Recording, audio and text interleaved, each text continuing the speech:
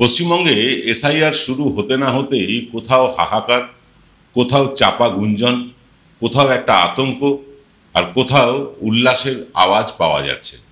আমরা বিভিন্ন মানুষের সাথে কথা বলেছি এবং তাদের কি রিয়াকশন সেটা নিয়েই কিন্তু করতে চলেছি আজকের এক্স ফ্যাক্টর। আপনারা পুরো অনুষ্ঠানটা দেখবেন এবং তারপরে নিশ্চয়ই আপনারা কোনো না কোনো সিদ্ধান্তে পৌঁছতে পারবেন যে আজকের এক্স ফ্যাক্টর এতটা জরুরি কেন। আসুন চলে আসি আজকের অনুষ্ঠানে।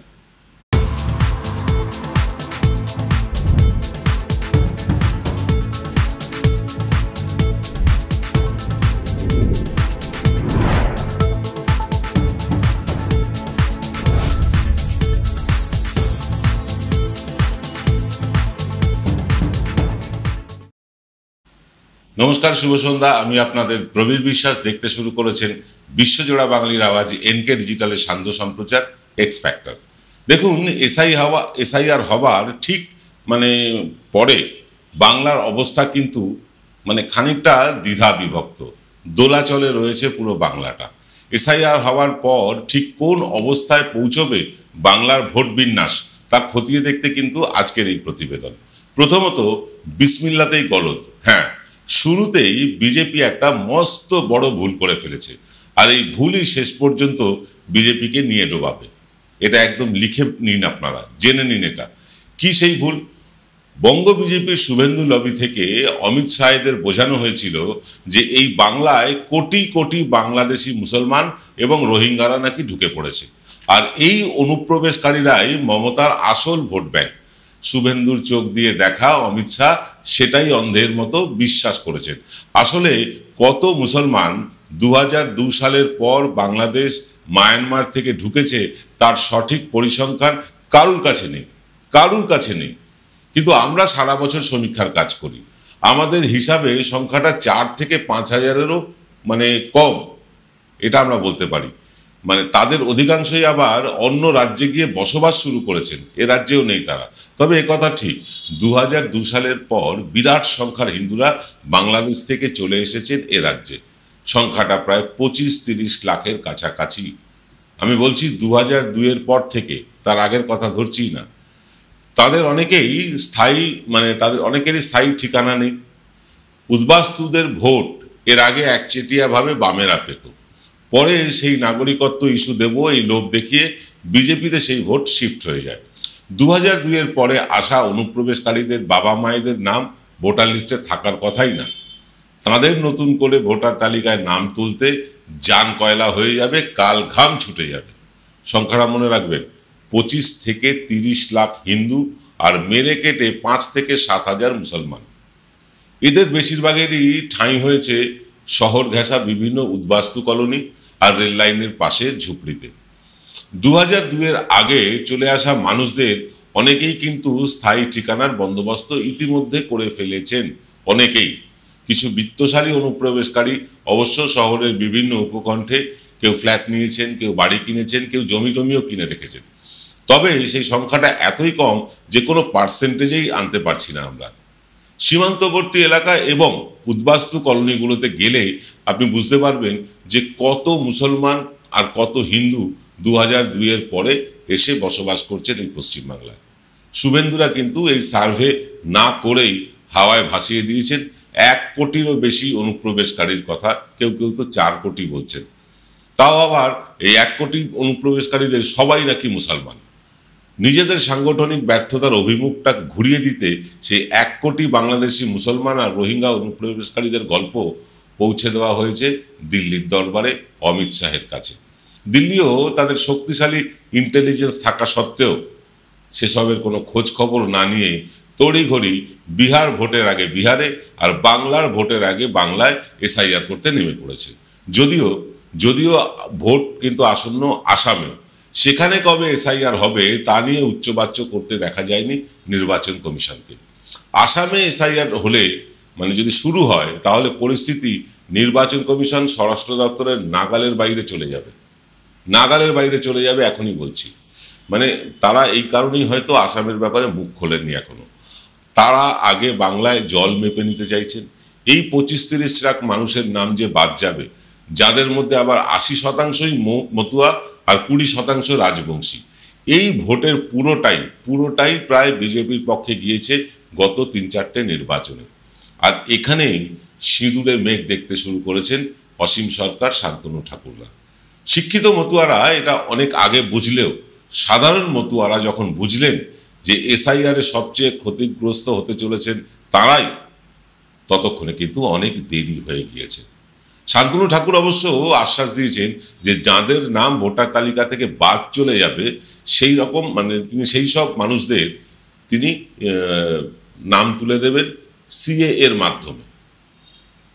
মাধ্যমে নাগরিকত্ব করে দেবেন, এটা শান্তনু ঠাকুর বলেছেন। আর এই কথাতেই কিন্তু আরো ভড়কে গিয়েছেন মতুয়া সম্প্রদায়।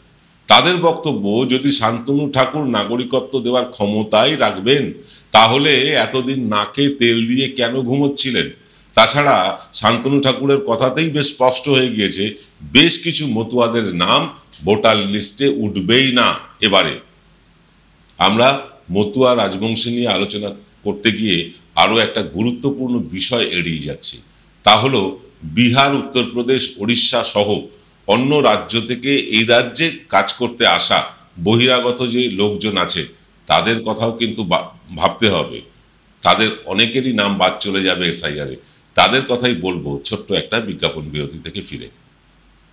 জয়গুরু রত্নভান্ডার জ্যোতিষ চেম্বার, এখানে গোল্ড মেডেলিস্ট জ্যোতিষী বসেন। হাই কোয়ালিটির আসল গ্রহরত্ন সবচেয়ে কম দামে এখানে পাওয়া যায়। স্থান বেলঘড়িয়া, রানী পার্ক, বটতলা, 2 নম্বর রেলগেটের নিকটে। 9681345722 এবং 9007778922।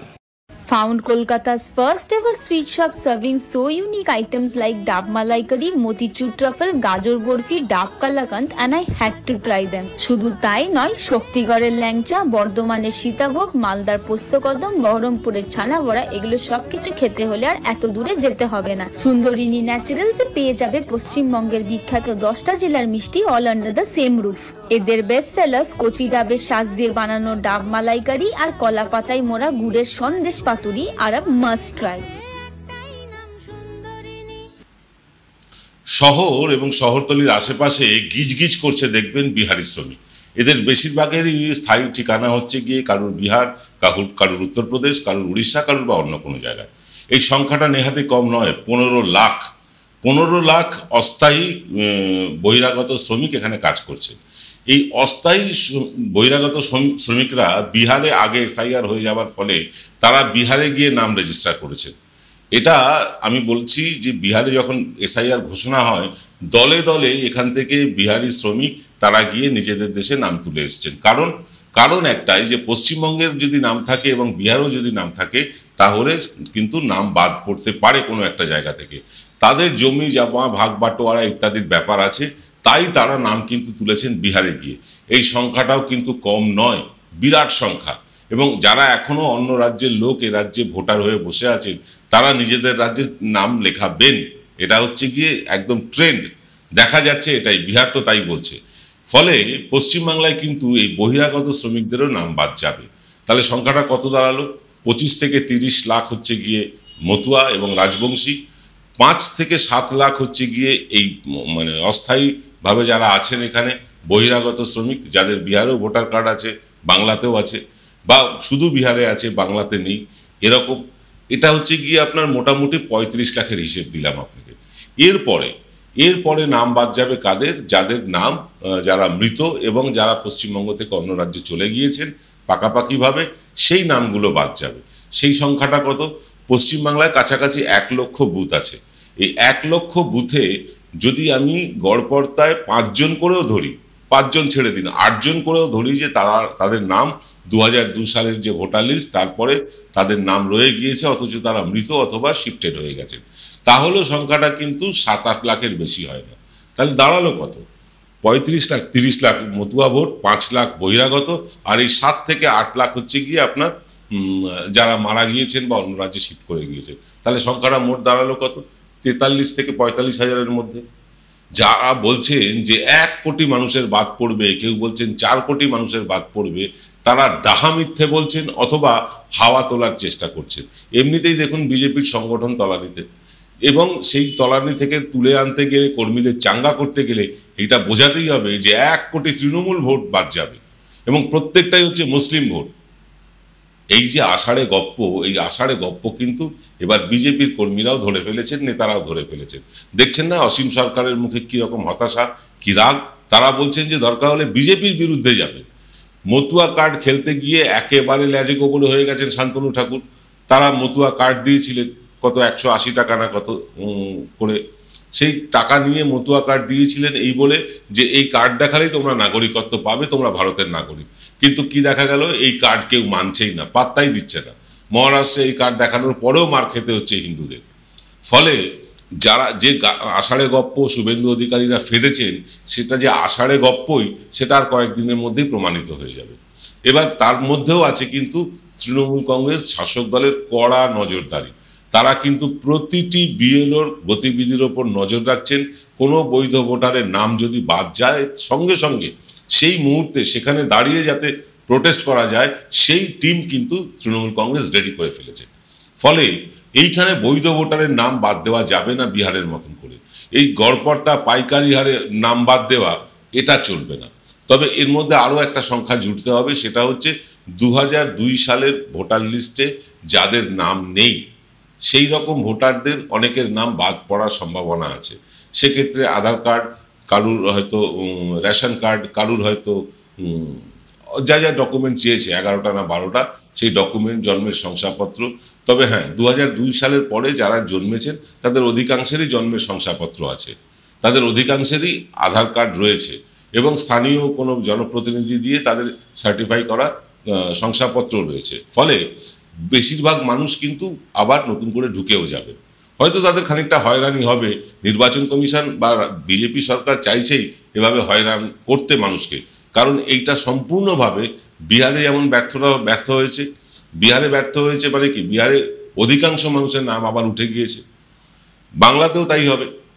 ফলে মানে এই যে মানুষকে ব্যস্ত করে রাখা, জিনিসপত্রের দাম থেকে চোখ ঘুরিয়ে রাখা, বা এই যে মানুষের জীবনে যাপন করতে নাভিশ্বাস উঠছে, সেখান থেকে মুখ ঘুরিয়ে রাখার জন্যই কিন্তু এই মানুষকে বিভিন্ন সময় বিভিন্ন লাইনে দাঁড় করিয়ে এই কেন্দ্রের সরকার ব্যস্ত রাখে। এটাও একটা পদ্ধতি, কিন্তু এই পদ্ধতি এখানে পশ্চিমবাংলায় কাজ করবে না। কারণ এখানকার মানুষ অনেক সচেতন, এখানকার মানুষ অনেক সমাজ সচেতন, রাজনৈতিক সচেতন, এবং সবচেয়ে বড় কথা কি, এখানকার প্রধান শাসক দল মানে প্রধান দল শাসক দল তৃণমূল কংগ্রেস, তারা কিন্তু এই ব্যাপারে যথেষ্ট আগে ভাগে আটঘাট বেঁধে রেখেছে। ফলে এইখানে পশ্চিমবাংলায় বেশি মানে কিছু বাড়াবাড়ি করতে গেলে তার ফল হবে উল্টো, এটা বলে রাখলাম। তাহলে আপনারা কি দাঁড়ালো, আপনাদের কাছে কি হিসেবটা দিলাম, মোটামুটি কাছাকাছি 45 লাখ লোকের নাম বাদ যেতে পারে। 2002 সালে যে এসআইআর হয়েছিল সেক্ষেত্রেও কিন্তু 22 লাখ লোকের নাম বাদ গিয়েছিল। 2002 সালে 22 লাখ লোকের নাম বাদ গিয়েছিল। তারপরে জনসংখ্যা প্রচুর বেড়েছে।